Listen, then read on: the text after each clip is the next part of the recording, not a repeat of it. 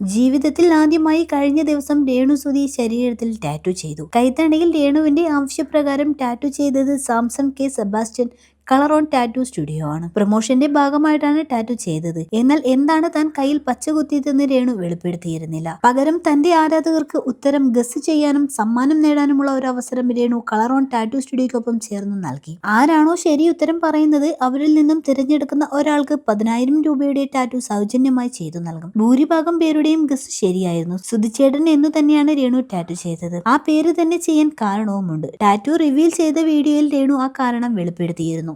സുധിച്ചേട്ടൻ ഒപ്പം ഉണ്ടായിരുന്നപ്പോൾ പൂർത്തീകരിക്കാൻ പറ്റാത്ത ആഗ്രഹമാണ് ഞാൻ ഇപ്പോൾ അദ്ദേഹത്തിനു വേണ്ടി ചെയ്തതെന്ന് രേണു പറയുന്നു. ഞാൻ ടാറ്റു ചെയ്തിരിക്കുന്നത് സുധിച്ചേട്ടൻ എന്നാണ്. ഞാൻ ഈ പേര് ടാറ്റു ചെയ്യാൻ ഒരു കാരണവുമുണ്ട്. പണ്ട് എനിക്ക് ടാറ്റു ചെയ്യാൻ പേടിയായിരുന്നു. വേദന സഹിക്കേണ്ടി വരും എന്നതുകൊണ്ടായിരുന്നു അന്ന് ചെയ്യാതിരുന്നത്.